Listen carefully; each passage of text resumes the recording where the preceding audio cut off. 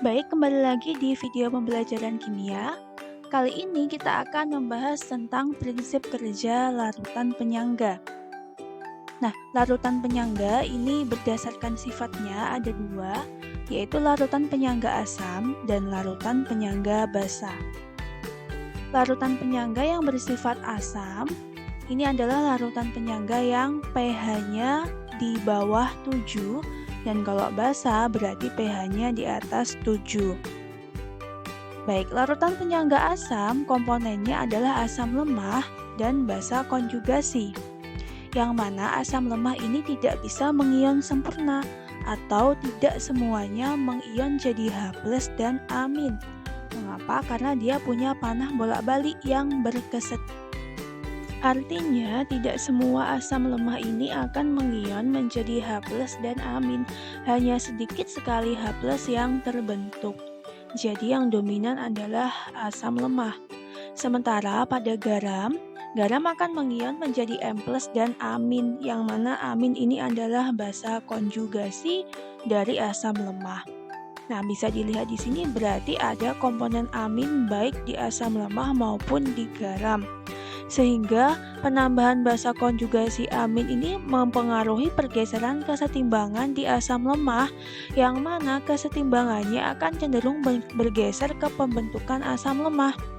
Namun karena jumlah H+ di sini terbatas, maka tidak semua basa konjugasi amin akan membentuk asam lemah. Nah, sehingga campuran ini bisa membentuk larutan penyangga. Sebagai contohnya lebih gampang, kita buat contoh. Di sini ada CH3COH sebagai asam lemah dan CH3COK sebagai garamnya. CH3COH kalau diionkan akan menjadi CH3CO- dan H+, sedangkan CH3COK bila diionkan akan menjadi CH3CO- dan K+.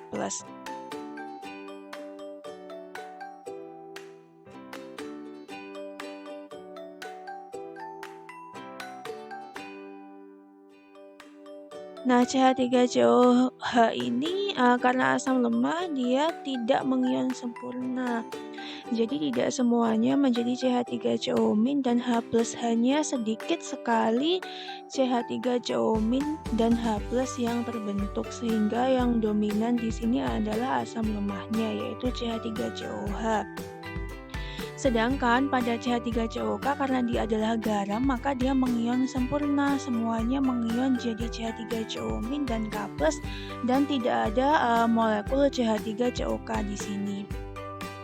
Nah, karena ada komponen CH3CO- di asam lemah dan di garam, ini sehingga akan menggeser kesetimbangan CH3CO- ke arah pembentukan CH3COH. Secara konsep kan seperti itu.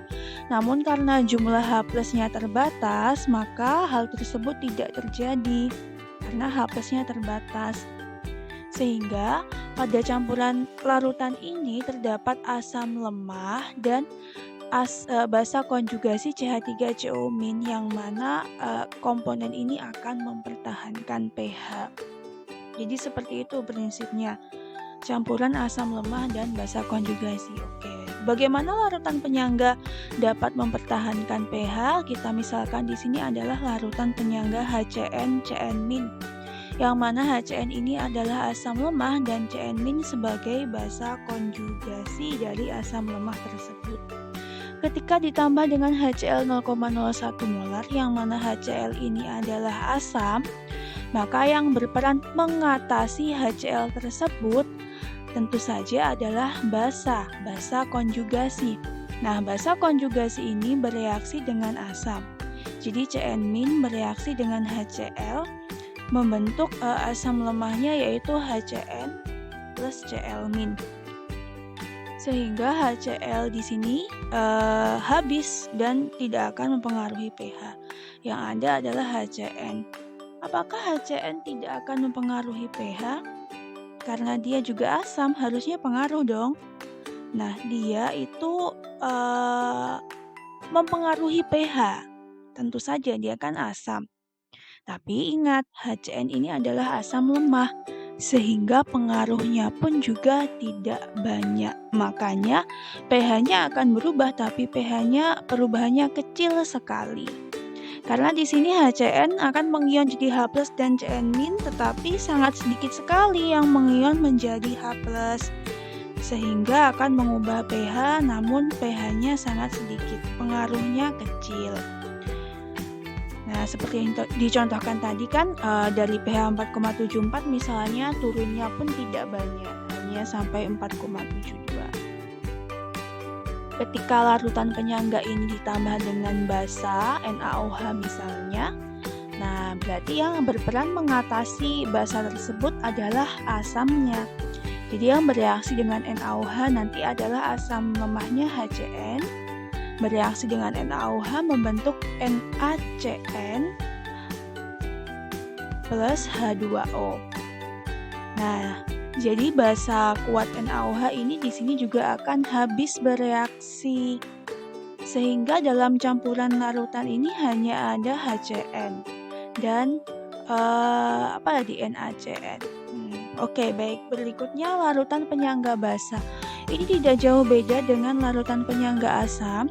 Jadi komponennya adalah basa lemah dan garamnya yang mengandung asam konjugasi. Oke, lebih jelasnya kita langsung ke contoh basa lemahnya saja ya. Misalnya NH3 di situ kalau direaksikan dengan H2O akan membentuk NH4+ dan OH-, yang mana NH4+ ini adalah asam konjugasi dari basa lemah NH3. Sementara garamnya misal dicontohkan sebagai NH4Br. Nah, kalau diionkan akan menjadi NH4+ dan Br-. NH4Br ini adalah garam, NH4+ adalah asam konjugasi. Baik, prinsipnya sama seperti tadi. Jadi di sini ada komponen yang bisa mengatasi asam yaitu basa lemah dan ada komponen yang bisa mengatasi basa yaitu asam konjugasi.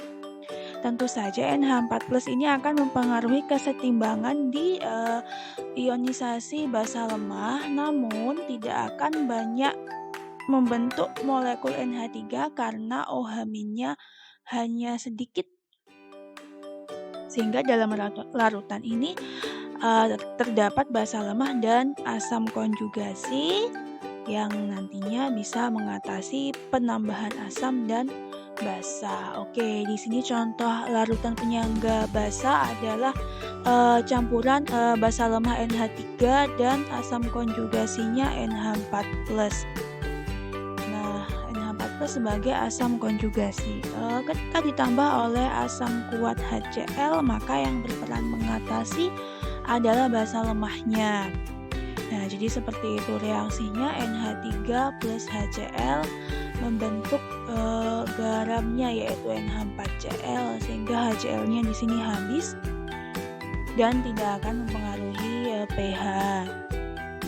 Berikutnya ketika ditambah dengan basa kuat NaOH, maka yang berperan mengatasi adalah NH4+ asam konjugasinya dan membentuk membentuk NH4OH basa lemah dan ion Na+. NH4OH ini adalah basa lemah. Karena dia basa lemah, maka pengaruhnya pun juga tidak banyak. Nah, demikian untuk penjelasan tentang larutan penyangga, prinsip kerja larutan penyangga. Semoga bisa dipahami dengan baik.